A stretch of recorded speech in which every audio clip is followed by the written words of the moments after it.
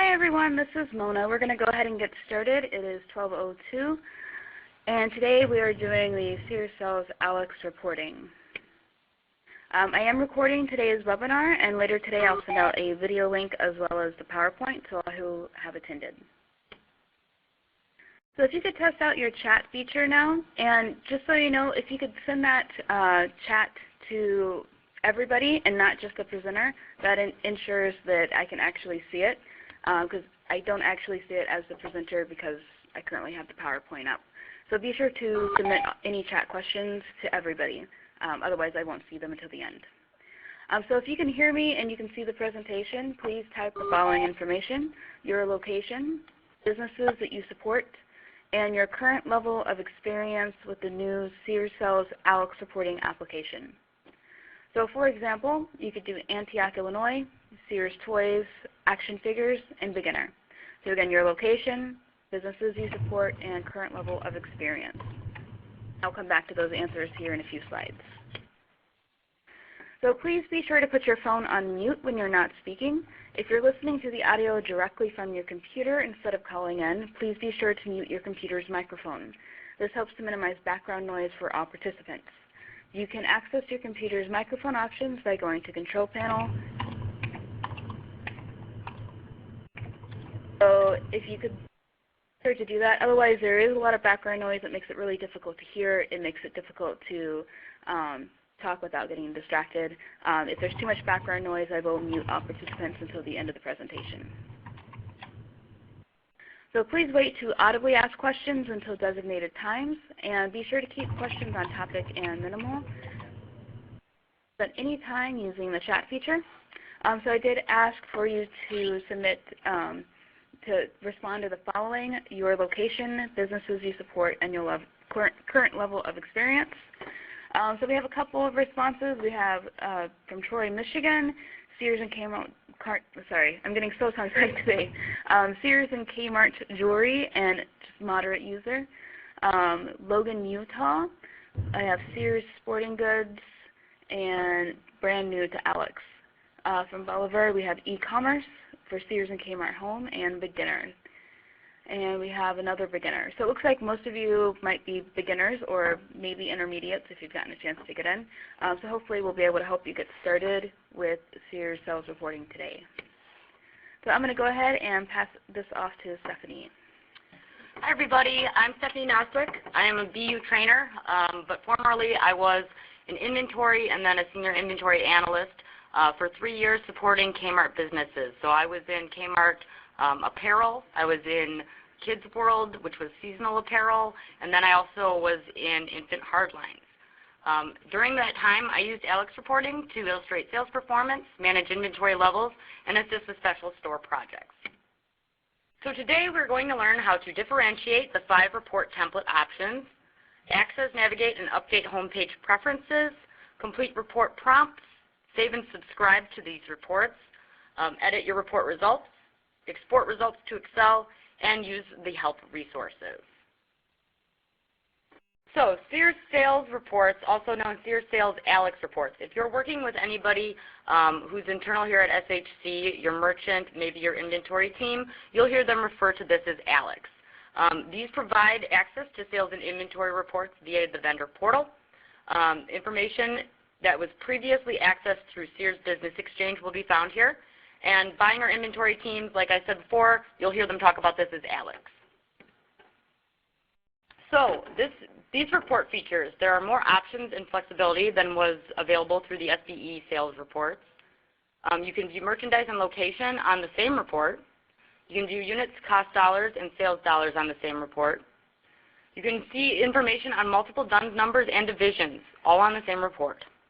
You will be able to select attributes such as brand, season, or color. And you have the ability to review full-line store sales, online store sales, or both. These also offer the opportunity to save, subscribe, and schedule reporting. So it's very nice when you've saved a report and you've got it scheduled to come in on a Monday and find everything right there ready for you to export instead of having to go through all the prompts on a Monday morning. So you will be able to view online or export to Excel, access report history up to 2 weeks, edit report results, and create graphic representations. And these reports run much more quickly than an SBE. There is a cost, so access to sales reports is not required, but is very useful in managing your business with Sears.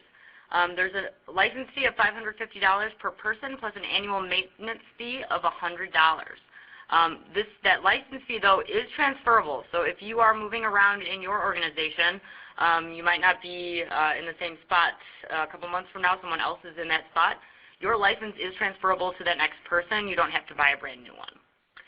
So email vendors@searshc.com to request access, which I believe everybody on this call should have access. So before we jump in, we're going to talk a little bit about the data availability. So the sales reports, the gross sales summary, and the net sales by type reports display data up to 2 years back plus year to date. The calendar year is based on the Sears 445 calendar, which always begins on a Sunday, and that might not necessarily be the first of each month. It can be requested 1 day prior to today's date. Inventory reports. The sales in stock, the sales insight turnover, and the sales and inventory reports only display data for the previous week. So it's the close of weekend, prior week, and you can request 2 days prior to today's date. Report templates. So we're going to get into the reporting in just a moment, but there's the gross sales summary template. So this lets you analyze gross and net sales performance, returns, and post-sales adjustments. There's the net sales by type, so it'll show you regular, promo, clearance, and total net sales performance. There's the sales in stock. This lets you see the sales markdowns, the receipts, the inventory, the sales to stock ratio, the checkout, and the turnover measurements. There's that sales and inventory report, which helps show you the regular, promotional, clearance, total net sales performance, as well as on-hand and on-order information. Then there's the sales insight and turnover, and this helps monitor sales, inventory, and turnover performance for stores, the DCs, and total chain. So the gross sales summary report, we're going to get in and navigate to this in a moment, but this is what we're going to achieve when we run this report. You'll see we've got the gross sales dollars, we've got last year dollars, this year to last year, percent of change, and customer returns, all of this good information here. Has anybody, I'm going to ask real quick, and I don't know if you want to open it up. Oh, it's open for them to talk. Okay. Has anybody been able to run any of these reports so far? I know we've got a couple beginners and intermediate. I'm just curious to see what you guys have been able to get into so far. Yes. Yes? Okay. I have too, but it hasn't been pretty. It hasn't been pretty. It hasn't been that useful. Okay, that's okay. Half the battle is just getting the information to come back and actually be useful for you. So from the vendor portal, we're going to scroll down past the Kmart and Sears applications, down to the Sears applications, and then those sales Alex reports.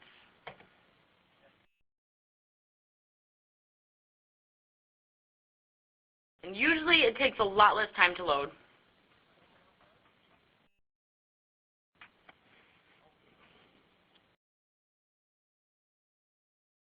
So when you guys log in, do you see something that looks similar to this?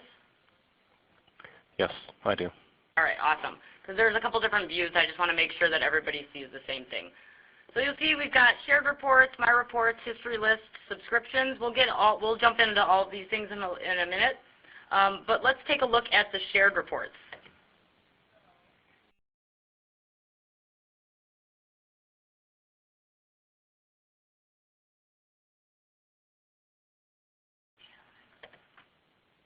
So you guys might not see all of these things that I have here. It's just because I have full access. So you guys should be able to see vendor reporting. Yes. Awesome. So then click on that and we'll navigate to Sears vendor reporting. And you guys should be able to see these 5 canned reports here.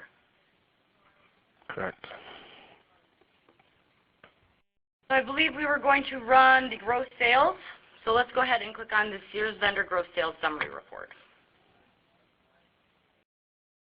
So most of these reports, actually all of these reports, will have almost the exact same structure to them. You'll have the report index with these prompts here, and then you'll have where you actually fill out the information in the main page. Anything that is required will say will say required and is in red. The flagged prompts are things you'll want to check out because that's the information that you're going to really get back. So here, you've got the Sears vendor hierarchy, which is not actually required. I am going to pull back a whole bunch of them so that we don't give you guys any information that might be kind of confidential. But you guys should see your dunces. I'm going to grab a whole bunch just so we don't get, there we go. You guys should only see your dunces. Now if you've got multiple duns, you have the ability to select between them, or you can select all. I'm just highlighting and clicking control and then using the arrow to bring them over.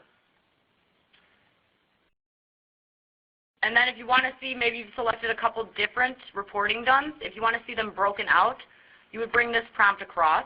If you want to see all the information at an aggregate level for all the duns that you've selected, you would go ahead and leave that blank. So now let's go to prompt 3, which is a required function. So this is a time filter. So this is going to tell the report what time period that you're looking at to pull this data back. So for this, I like going into the custom time weekly, and you keep clicking on the plus signs to explode these out. And you can see here there's some really good, I guess, canned time periods that really help you get a good look at trend. Or you could always do that last closed week. That's a pretty popular one as well. So I'm just going to select last closed week for this. Now, had I selected maybe the last 13 closed fiscal weeks, if I wanted to see them broken out by week, I would grab that week and then bring it across.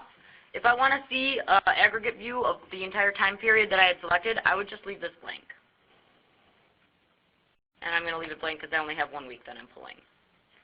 So the Sears vendor product merchandise filter. So this is going to really get the product back because you might have a couple different dunses, but those dunses might have multiple divisions, multiple categories within them. So if you're really just looking to take a look at a specific area, this is where you're going to filter that. So I don't even know what dunses I actually selected. Let me go and grab one that I know just so we can get something to come back.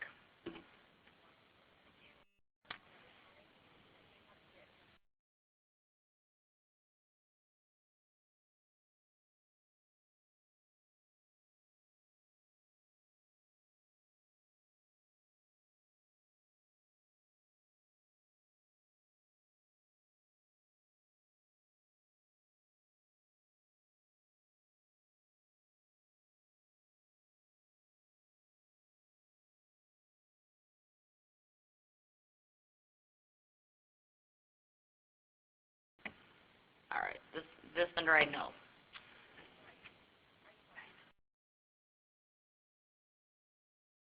So you can see you've got the Sears divisions here that you can select from. You can also make any selection that you wanted to, if maybe you're more familiar speaking about Sears categories, groups, or businesses. It's just this, it's the same data is going to come back. It's just however you're comfortable getting to that data.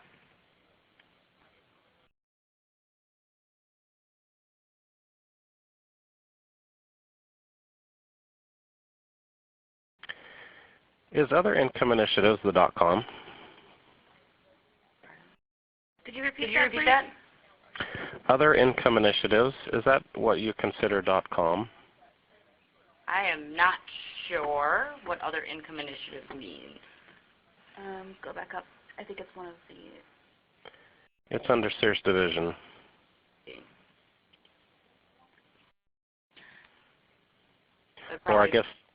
Or I guess maybe before we're over, can you teach us how to pull the difference between a regular store and a .com? Yes, but I'm looking for what you're talking about. What number is that?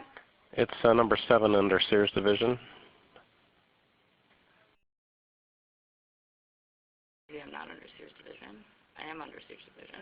Yeah, we're seeing sportswear under Sears Division. Everything under Sears Division should be an actual division, and .com can actually be under any of those divisions. Yeah. So I'm not sure which division you're at. It was Division 79, actually.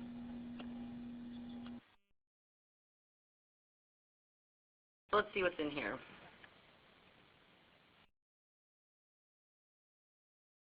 Because I've never seen other income in it. Oh, it looks like it's something with bags, and then probably, oh, gift wrap services. So yeah, that looks like other income initiatives. I don't think this has anything to do with .com. But it's this. You guys see all these things? I'm not sure what you might be able to see and what you might not see. But this looks like other things that are probably services and not actually inventory, if that makes sense. Okay. But we will show you how to pull .com though. Yeah. Okay, wonderful. All right, so I'm just going to make a bunch of selections here. We'll just bring it across. You guys should be making selections to the product that you actually carry, though. So, like, if you are looking at your DUNS numbers and you are looking at seasonal apparel, that's what you would want to bring back. So this is the Sears Merchant. This is the product merchandise view. So here we're seeing that Sears Merchant. I'm typically I work with the Kmart merchandise, but I like to see a little bit more detailed information. So I would probably bring across my category. I would probably bring across my division, maybe my category.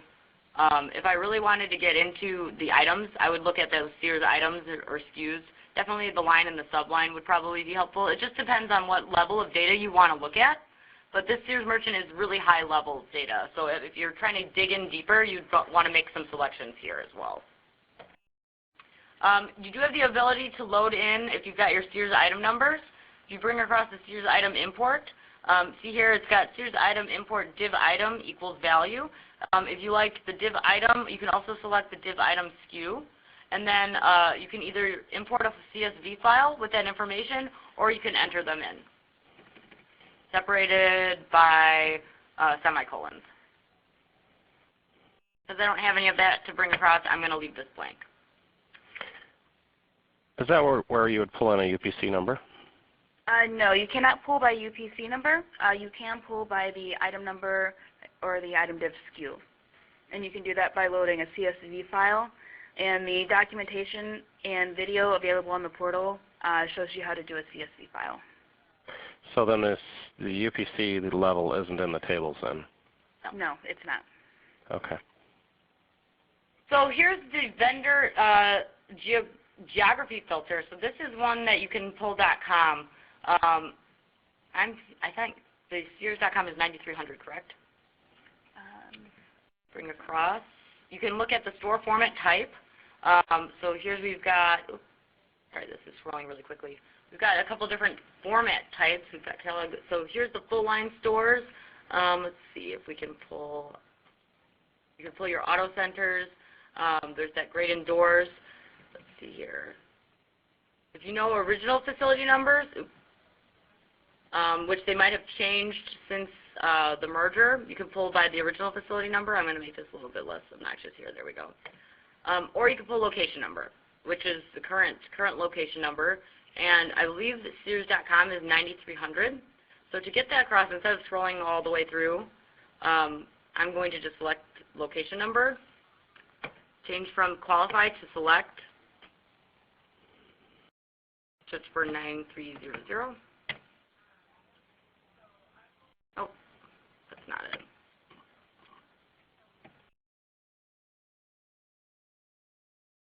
There's another way to get to the same data too.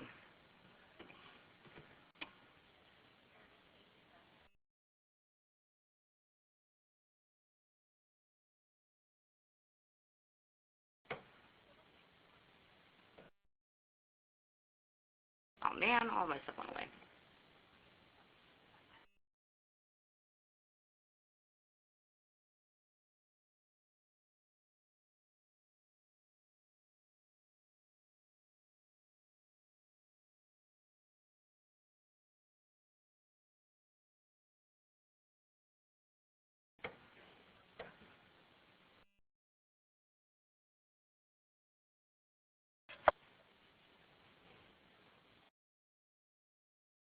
All right, so we've got a couple of different online formats here.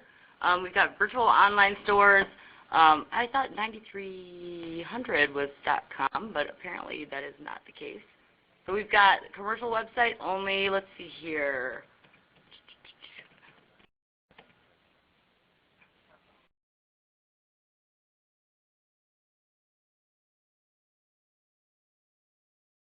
going to bring all of this back. So I just brought all of them back, depending on who, so I looked up online when I clicked on the geography filter. Then I grabbed, instead of like looking through and scrolling through that location number, I just brought location number over, and then I select all of the online stores. Now, I'm wondering if they changed the .com number for Sears, but all of these are marketplace online stores. This is only the online stores. This is all the online formats. You can see here's the footwear online format. I think this is ready-to-wear online merchant. All of these things are just the online merchant codes. Now you could also pull, if you know, you can do it by, go back up.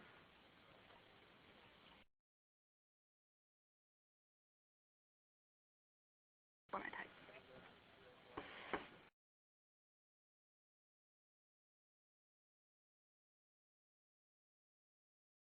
That's what I was looking for before.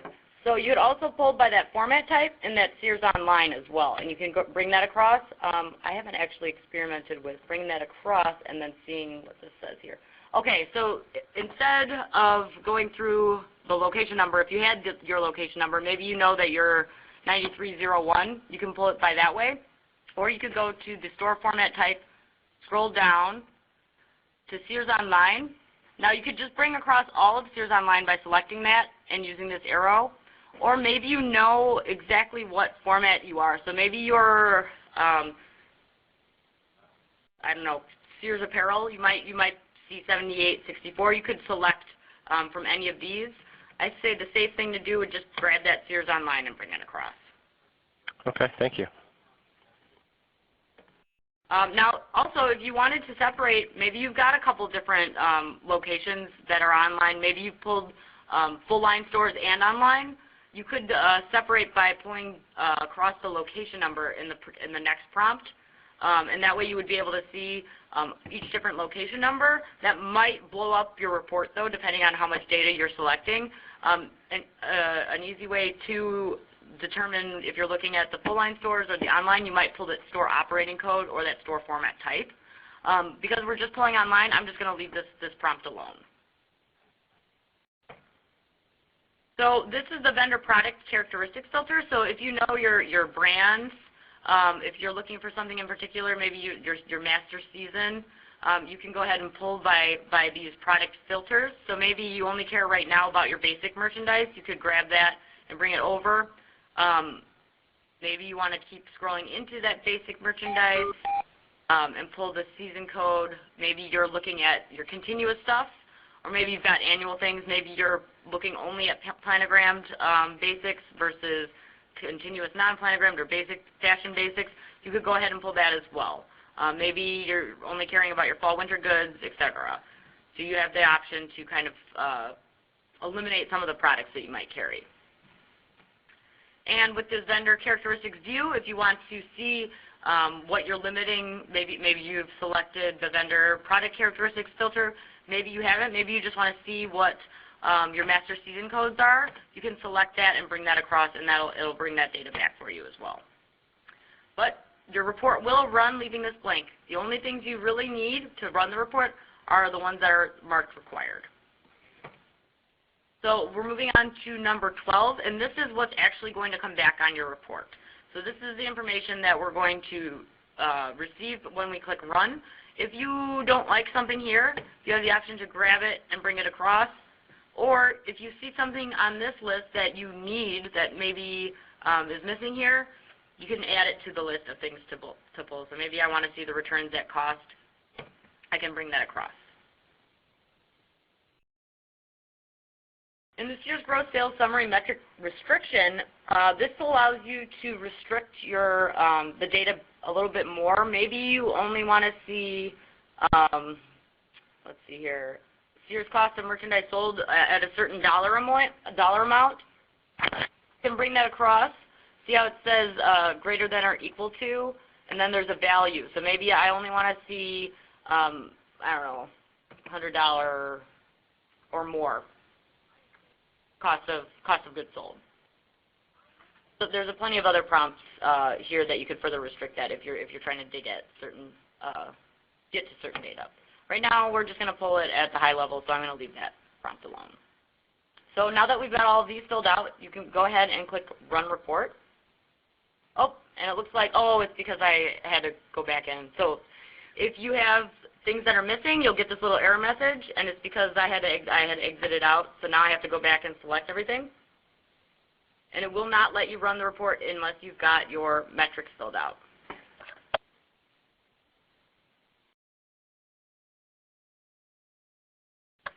Let's grab you guys.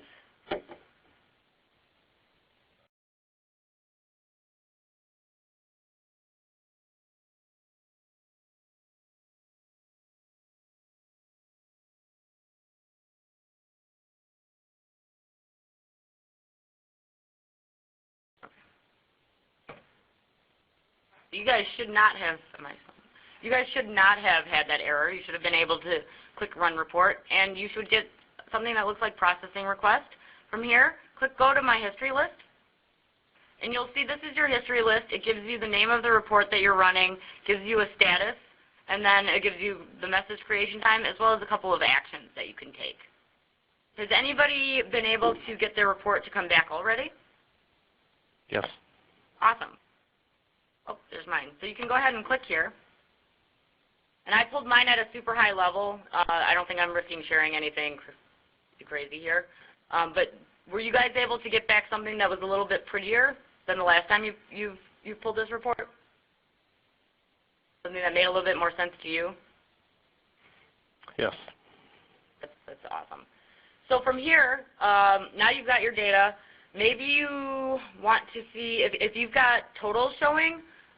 If you click Data, this little sum sign, you can click on it to get totals, or you could click off of it to get rid of those totals.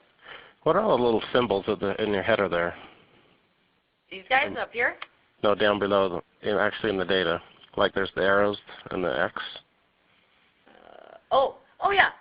We were just getting to that. So these little symbols let you move things around. So maybe you don't like where this column is, the Sears customer returns. I want to move it over here. I click that arrow. Maybe, hey, I really didn't care to look at this. I'm going to click this little X, and now it's gone. Now, cool. For me, I would never really use these because I can just export it to Excel and move the data around myself. But if you feel like doing that, you are welcome to do that here. Now, you also, like we said earlier, have the ability to pull up graphs. So right up here, you'll see we've got this little list view. Do you see where my pointer is pointing to? Right under Tools.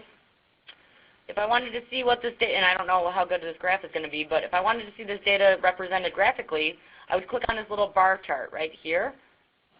And it's going to load, and we'll see it represented as a graph.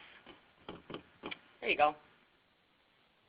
So maybe you've got data that's a little bit more friendly to be represented in a graph. Maybe you want to see both at the same time.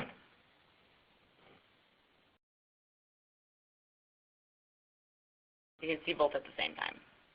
Now, I would most of the time be right here and just the data. If you are happy with the way that this looks, then you can export it. And to export it, you can click on that Home option, and then you see this little spreadsheet. You can click on that to export. You can also click on Home, and a drop-down will appear, and then you can click Export. You'll get these options here. If we click on the image, those options will come up on the next page. You'll get your export options here. So usually, if you like the way that Alex is formatted, you could select Excel with formatting. From my experience, I really just want that plain text formatting, so I can make everything look the way that I want it to look. So once you've made a selection here, you can go ahead and click Export. And you'll see the download comes at the bottom of my screen because I'm in Chrome. Click on that. And here's my Excel file. I have to actually share that. Oh, yeah. Sorry, 1 second. We haven't shared Excel. And I have a thing in the PowerPoint that we can. Okay. Yeah, we'll just show you the Excel and the PowerPoint because we didn't share it. Was everybody able to get something into Excel?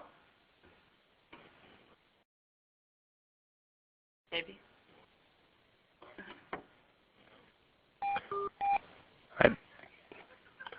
I was able to. So yeah. I was too. Perfect.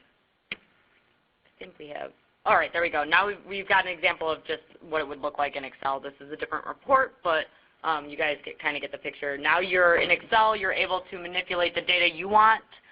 You're able to, sort and filter, kind of dig into whatever you are looking at in particular. So we're going to go back here. Do you guys have any questions about this gross sales summary report? This should be pretty similar to the columns and the naming conventions that were present in SBE. So the metrics should be the same. It's just a different way to pull them.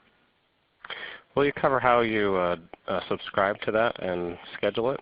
Yeah, we can go ahead and do that with this report. I think it's a little bit later in the presentation, but we can go ahead and take care of that now.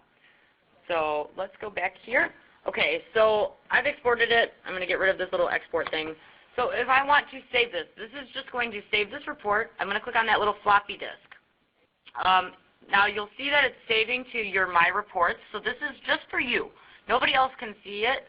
I would recommend keeping everything in My Reports unless you've got some type of collaborative going on. Here you can go ahead and name the report. So that might be helpful. What did we, today is 3-1. Or, name it whatever your product categories that you're looking at in that report. And then you can adjust the description as well. But you're going to click OK to save that. So then I'm going to click Return to the original report. So now when we go to our home and we click on My Reports, that report, the way that this is prompted, will be there ready to go for you. However, you will have to go into those reports and click on it to run it. Now if you want it to have a subscription, you want to come in on Monday and have everything be there for you, you can either click on this little piece of paper with the clock, or you can click on Home, Subscribe to, History List. So you'll see I've got 0 subscriptions to this report. You're going to want to name it because you might be running a couple different reports, the same type of report, but just to distinguish between them, you might want to update the name a little bit. So depending on the schedule, this is the Sears Gross Sales Report, so I would probably want to select Sales Loaded, and I think that's the only option it's giving me. Note, this is going to pull weekly. It's going to pull on Sunday, so that'll be there for you on Monday. Check out this expiration date. It's always a bummer coming in on Monday and not having your report be there. So make sure you go in and renew your subscription to the report before that expiration date. Looks like it's only giving me one option, so that's what I'm going to select. And then I click OK. So now when I come in Monday, this will be here for me with the updated data from the weekend. Thank you. And like I was saying, we're going to click on this Home button here. And when I go to My Reports, you guys should be able to see a subscription to this. You guys have, if you created one.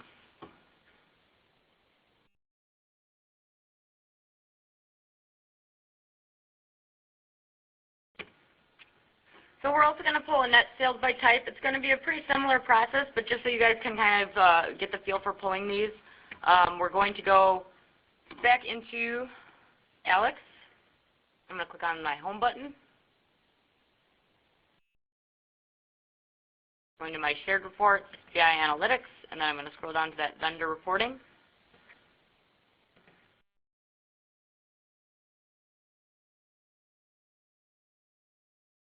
And you'll see we're going to click on the next one over to the right. This here's Vendor Net Sales by Type. So again, you should only see your hierarchy options. I'm going to select a couple different ones here. Same thing with the hierarchy view. This should become very familiar now that you're a little bit more familiar with what the selections do. You'll get really good, and I would encourage you to just go in and keep trying to run different reports until you see data that's really useful for you. Sometimes it takes a little bit of trial and error to figure out what looks right for your line of business. And you'll see here we need to select the time. So I like that custom time. I mean, there's a couple different options. I know yesterday we had somebody ask about pulling for a time frame. So you can do that. I selected this day. I'm going to select ID. Instead of equals, I'm going to say between, and then value and value. When you click that value, you can select a date, 2/19 through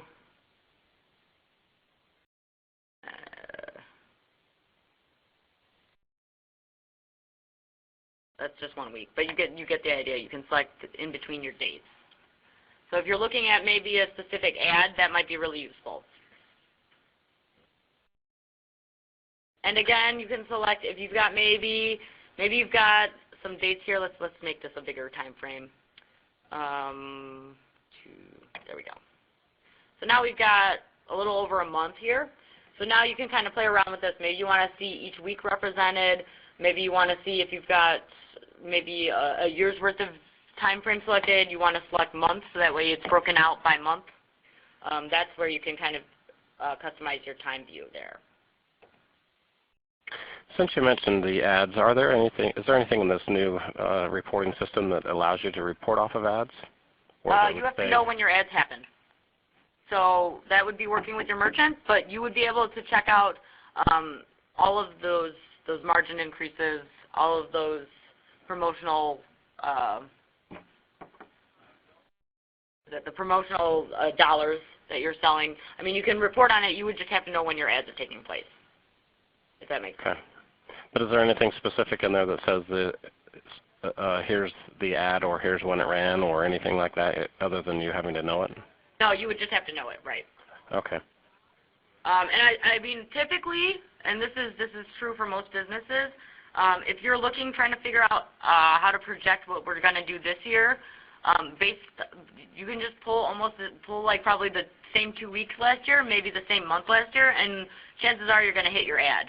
Chances are we're not going to change that time frame that drastically, so you can kind of get at that date information that way. Okay. And also just work with your merchants. Your merchants should be communicating with you about the ads. Same with your inventory. Your inventory team is also working very closely with the merchants. So those guys are the ones you'll want to be contacting about your specific ads. So again, product merchandise filter, I'm just going to bring across the least level of detail here. But yes, you guys would want to select your divisions or however you're used to looking at your businesses, just so that it actually means something to you. And also here, if you're looking at your specific items, your lines, your SKUs, that's where you would want to select. So maybe I want to see my sublines here. You can make a bunch of different selections. Forgive me, I'm terrible at the Sears hierarchy, so I don't know what is the highest level of detail to the least. But you can make those selections here. And same thing like before, you can do the Sears item import. You can do a list, div item SKU with a dash, no leading zero, or you could do your CSV file. But again, no answer is required here. You don't need to put anything here. Where's the manufacturer number? Manufacturer item number? I do not know what that is, so I'm not able to answer that for you. Manufacturer item number, I don't think is available through the Sears Sales Alex reporting. So this is Sears Sears data, Sears hierarchy. If there's vendor hierarchy stuff that you guys use in your lines of businesses, it's not going to be available here. So very similar here where we're selecting the geography. If you want to see everything, you just leave these prompts alone. If you want to see the whole chain everywhere that's selling your stuff. If you want to see, maybe you want to see the information broken out by state. Maybe you're looking at the format types. You can make that decision here as well. You don't have to have anything selected here to make a selection here. So maybe I want to see the regions.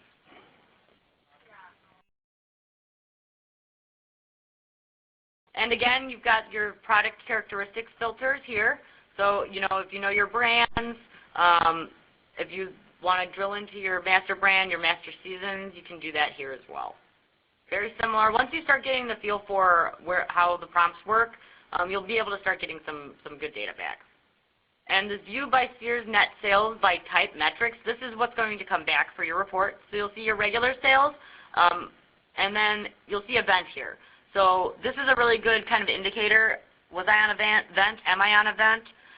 You should be, if you're on event, you should start seeing event sales during the time period you've selected. Same thing with clearance, and then you can also see the total. So you'll see your regular, your event, and your clearance sales here as well. And you can see out the door, which is really useful because you might think that everybody is buying your stuff at your MSRP, but seeing the out-the-door price, what our customers are actually seeing, is really helpful. And you can always add, if you see something in this list that you really need to have, maybe you want to see units, regular units this year or last year, you can add those if you're looking at units instead of just the dollars. And here you can also restrict it. So maybe you don't want to see, let's see, maybe you don't want to see anything that was out the door of less than $1 or something like that. You can go ahead and restrict that here. If you want to see everything, you just leave it blank. So once you've made some selections, once you've made the required selections, you can click Run Report.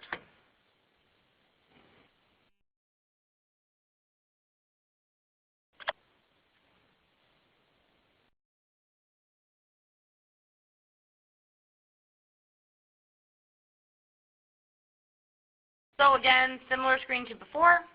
We can go to our history list and wait it out. You'll see that status should update soon. I've been clicking on the history list. It doesn't look like it's refreshing right now. But when you guys get something back, let us know so that we can pull up the sample report in the PowerPoint. Oh look, I got something back. So you'll see your report details here. Again, a very similar screen. If you want to, subscribe to your history list, you can go ahead and do that now. Save and schedule. So this one's got, oh, here we go. So this is when I was talking about subscribing to your history list, I would leave probably by the data loaded here, sales and sales by type data loaded. You can also make a couple different selections here. So maybe if you want to run it daily, maybe you want to run it only on Fridays, you've got that option here, and you can see that you can select different dates. So maybe I want to run this every day except Monday.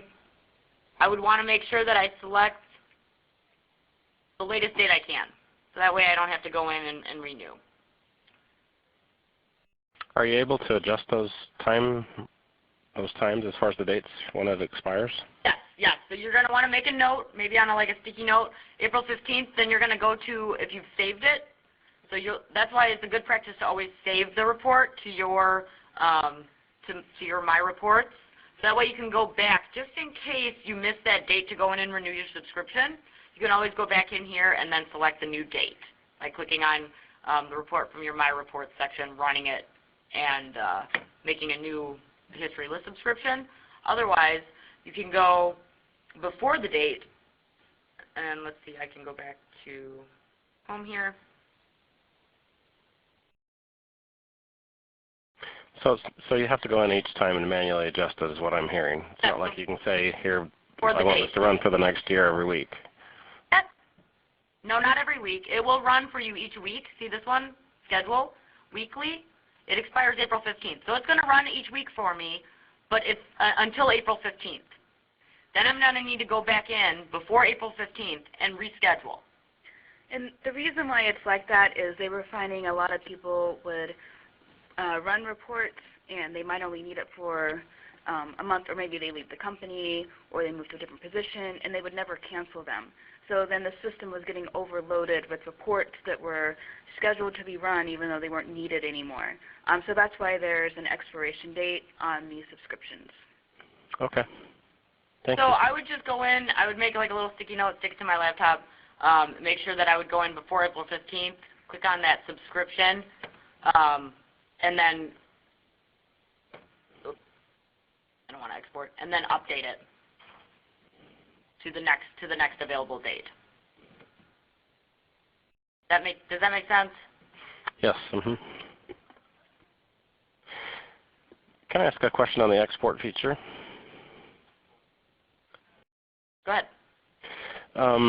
So when you set up your export options, is that a global setting or is that for the specific report? No, you can adjust that each time.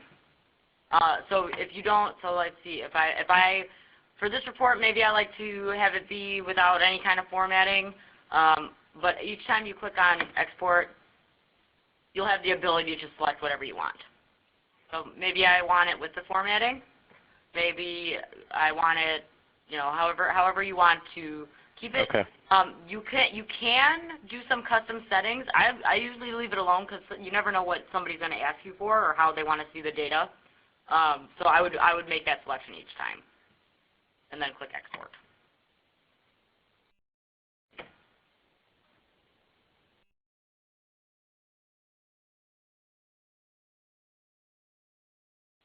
So you guys should have all gotten that net sales by type information back, and you can see that this is what we're seeing here. So you've got this information. This is how it looks. If you pulled back by week, you would be able to see each week broken out. And this is what it looks like in Excel with no formatting. It will give you this little bit of formatting here if you're negative, this year to last year change. It will show up there for you.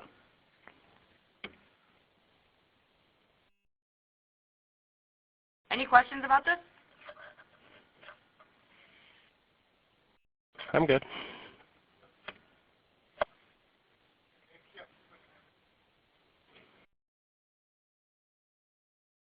So you guys have now been able to run 2 different reports. You've been able to save and schedule, save and subscribe and schedule your reports. So the next couple of slides, we're just going to talk about what each of these sales and stock, what each of these reports are and what they show. And then I would really recommend going and running some of them. Maybe you don't use each one every week, but by running them, you'll be able to see, okay, what's the most useful for me, and what do I want to kind of keep subscribed to. So the sales and stock report, and here's some examples of what they look like once you've run them. We'll give you your net sales markdown, receipt, future, what does that FOW mean? I can't remember. FOW inventory, your safety stock ratio, your checkout percents, your turnover, all the on-hand and vendor order information, Sears to Sears shipped orders, which is something that is pretty difficult to usually get to in other types of reports. So you can see if there's in-store transfers going on. Sears to Sears unshipped orders, total on order, and that total insight, which is everything in the supply chain.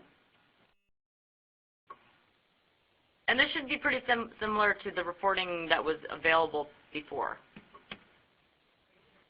And here's just another piece of this sales and stock report. You can see what it looks like there. You can see it kind of formatted in Excel. This is in Excel with the formatting. So you can see how without the formatting, we didn't have this little gray colorful bar here. We didn't have things broken out like this. This is what it would look like in Excel with formatting. Is there a way to, in your columns, say for example, if you want, in the example on your screen, you've got, what is that, 607 or whatever. Is there a way to fill those in automatically? If you're really good at Excel, yes. But I would just do it without formatting. Because if you I'm talking about out of the system. Pardon? Out of the system, is there a way to do that, to repeat those? Because I'm taking it and I'm putting it into a CSV file is what I'm trying to do, and so I need that information on each of the lines. Just wondered if there's a way to do that. So like, can you share this? Yeah, so give me a second. Oh, so I don't have one that's doubled. Let's see here. So if you pull it, if you've got multiple lines and you pull it, you're trying to do a CSV file, I would pull Excel with plain text because then you'll just be able to double click and bring that same data down and then save it as a CSV in Excel. So like you're trying to, you want to save it, I'll just do like an example here. Share that one. So Mona's going to share an Excel real quick so that way you guys can see it.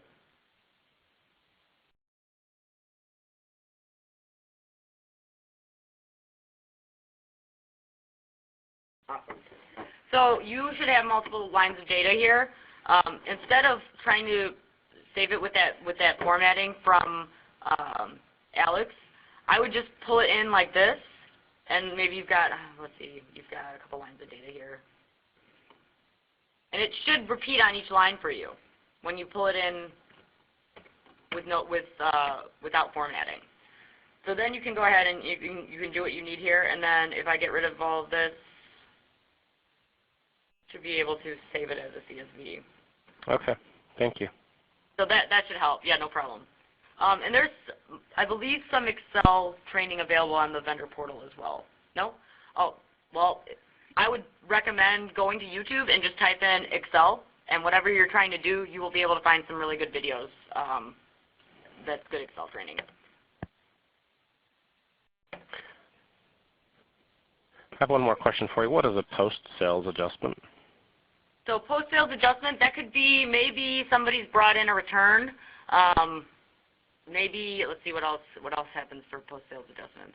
I think really it has to do mostly with returns. Maybe it's got a little bit of claims information, but basically that's like when, it probably layaway stuff, layaway sales, just things that have to be synced by the end of the day, things that might need to be updated.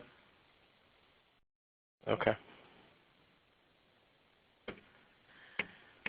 So that's the sales and good questions though. The sales and stock report. Then there's the sales and inventory report, which a lot of this data it kind of depends on how you like to see your stuff, because a lot of this data is repeated. The sales and inventory report would be probably my first place to go, just to kind of get the best overall view of how everything is turning. Plus, I was an inventory analyst, so I really cared about units. I didn't really care too much about dollars. That was for my merchant and my planner to worry about.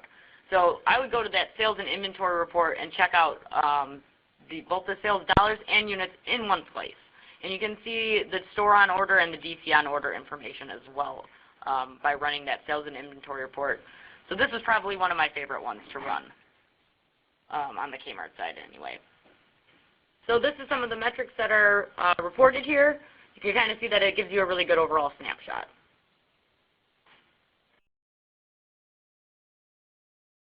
And that's what it looks like when we pull it.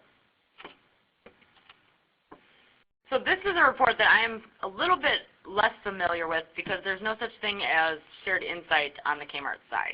So the sales insight and turnover report, however, I would have loved to have seen this since it gives you everything in total chain. This will give you your total sales dollar information. It'll give you your shipped orders, retail dollars, your insight retail, and the checkout units. So this is a report that I would have loved to have seen before when I was still an analyst. Do you guys have any questions about what we're seeing here, the different reports? These should be more familiar to you guys than they are to me. It's just clicking on the prompts that is new, right? Mm-hmm. So here you can see we've separated out this report by the store format type. So you can see that even if you don't select that particular, maybe you didn't select Sears Online, maybe you just left that prompt blank, but then you pulled back by store format type, it will also separate these for you. So I know that was a question that was asked earlier. So maybe you're pulling everything and then you pull store format type, it'll show you full line stores, Sears Online, what's going on with both of them. Cool. Yeah. So yeah, definitely get in there and start. So we did our reporting demo a little bit already, but definitely get in there and start just trying to pull things and see what's useful, see what's working and what's not working. And we did this stuff already, so I'm going to skip through.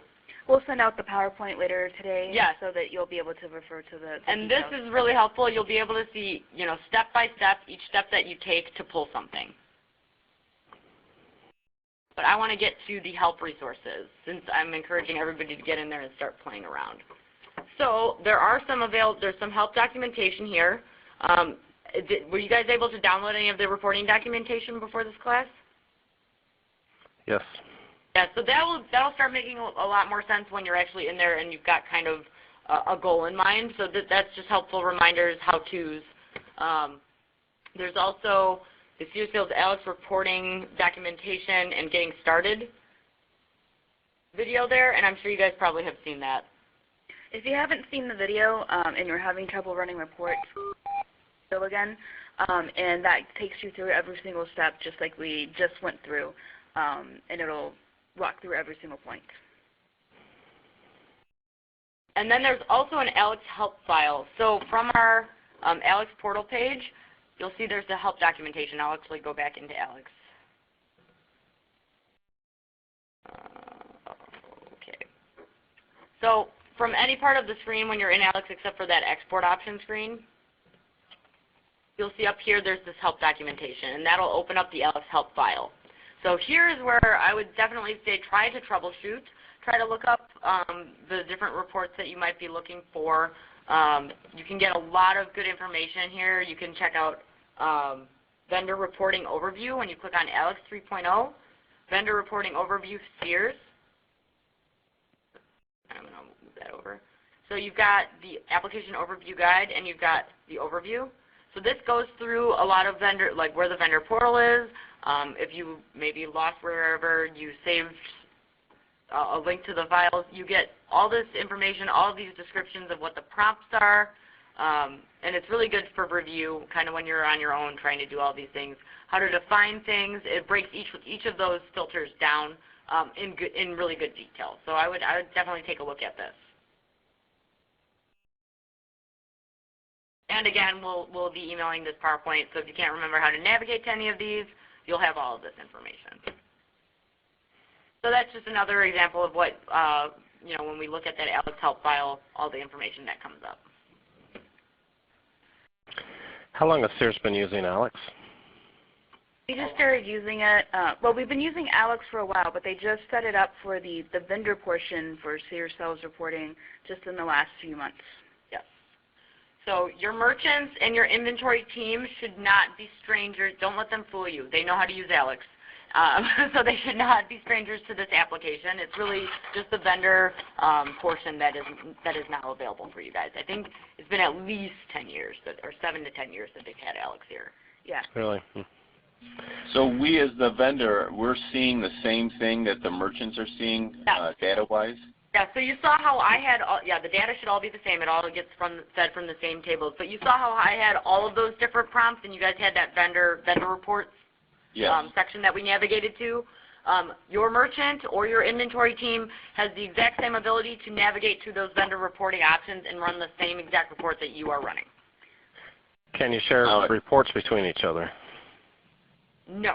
But you can, you can export it and then talk about them, or export it to Excel. And if you're working with your merchant, you're working with your inventory team. That's what we did with Workbench. That's what we've always done. You can share those reports just with that type of file format. Okay. Currently, it does not offer the ability to kind of communicate within that system. Yeah, I know there's a shared report folder, but that's actually just for internal users. Yeah. So if you try to use it, I don't know if it'll let you save, and if you do, it won't actually be shareable. Right. So. But don't let your merchants or your inventory team fool you. They can use that, so they should be able to see the same thing as one another. So presently, we as vendors, we have the 5 reports that are at our disposal. And I did notice on some of the, as you were drilling down, one of the reports was, a different one was called an SBT report. Is there ways to where we as vendors can try to get these other reports that are maybe more specific to our business or our division? No, the only ones that you have access to are those 5 reporting templates. And they base those 5 reporting templates off of the SBE sales reporting. I don't know if you used to be on the SBE sales reporting, but that was the system that we had for vendors for reporting for Sears side for a long time. So to kind of ease up the transition over, they kept those same formats. Now you can change the metrics that get returned in some of those last few sections on the reporting prompt, and then you could save that so that you can always customize. Yeah, so you can kind of customize it. But those are the only reporting templates available. Okay. You never know. Once everybody's on this, once everybody's kind of good, we've got some vendor partners that have been using it for a while. There's always the option. They could open it up more in the future. Right. And the only way to do that is to get in there and keep using it. Right. Okay. Yep. Good questions though. Really good questions. So contact issues, contact information. So for setup issues, so maybe you know you've paid for this thing and it's not working for you and it's not loading, as well as maybe report questions, contact vendor support, vendors@searshc.com. And just for general training questions, like maybe you are, I can't remember this, or you're going to take a screenshot of something and say, am I looking at this right? Or maybe when's the next webinar going to be? Contact vendor university@searshc.com. Either way, in the body of the email, include your pay-DUNS number when that applies to the issue, your description of the issue, report name, the criteria selections that you have made, and this last one is the most helpful for me when I'm looking at any of the issues, is the screen prints, because then I can go back in and I can really recreate exactly what you are seeing pretty easily. So what are the questions? I know we've had a couple, but what are your guys' current questions about what we've gone through today? I think you've answered all of mine, so thank you. Other than I do have one from yesterday, and that's just the Kmart.com. Is that basically, is there the same kind of metric on the Kmart one that we just saw on Sears today? So were you on the Workbench webinar yesterday? Yes. Okay, so they're very similar. They're both MicroStrategy platforms, but the Kmart prompts are a little different. But yes, as far as pulling by the format type, yes, that is. You can see the difference between the full line and the online. Okay. But you'll notice when you're in Workbench that you've got a couple different types of prompts. It's not based off of the SBE. It's based off of old Kmart Workbench. Okay. Thank you. Question, yeah. Any Good other training. So Thank you. I do have a question. So say like I wanted to compare last year from this year with a specific set of stores. I have to go into that location number and go over and manually move over what stores that I want to run that report on based off of that location number. Yes. Correct? Yes, you can. Okay. And it's just a time-consuming process, and there's no other way. But once I subscribe to it, I shouldn't have to dump that data back in, correct? I can't just upload a store list into the system. Correct. So once you save and subscribe, that store list that you took the time to load into the report, and I'm actually going to go click on reprompt here, will be able to be run, and you won't have to do that every single time. You'll show up to work on Monday, you'll log in, you'll go look at your history list, and that will be there for you. Thank you for answering that question. Yep, no problem. And yeah, that would be here. You've got your location numbers. You would say select and list. Wouldn't I want to use the location, the original location number, you can use or the original facility number? Because of all the change with numbers. Yeah, so whichever number you actually have, it depends on which number you have. But you can again load this as a load a CSV or a list. Like a lot of times, do I have Excel shared? Let's see here. Yeah. A lot of times, what I would do instead of even loading it as a CSV, let's say pretend like this is a list of stores.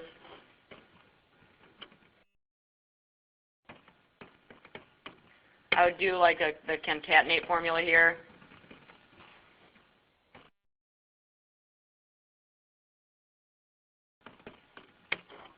Oh.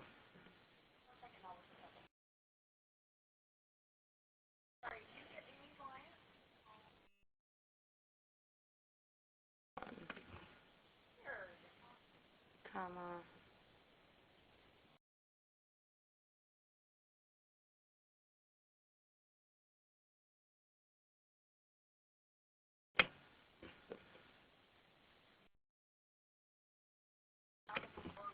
Yeah. And if this was a list of stores, let's just pretend we can do this.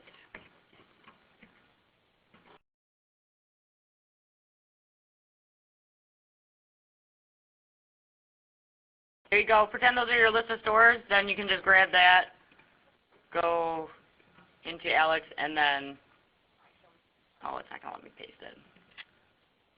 But you could do it as an no, you can't do it as an Excel file.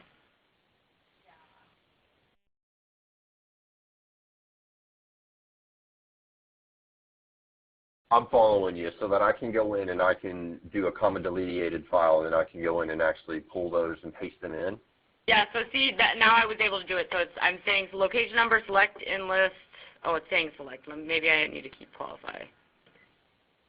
There we go. So location number, qualify ID equals, and then I'm just going to go ahead and paste it in the format it likes. If this was a, if this was,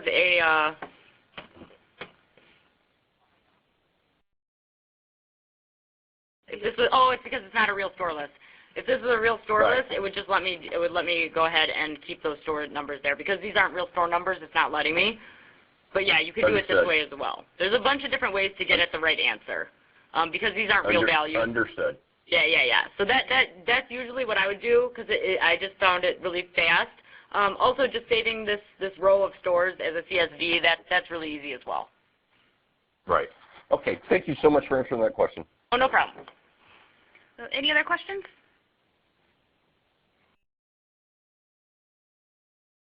Okay, I'm going to go ahead and stop the recording, and we will stay on the line for a few more minutes in case you do have any more questions.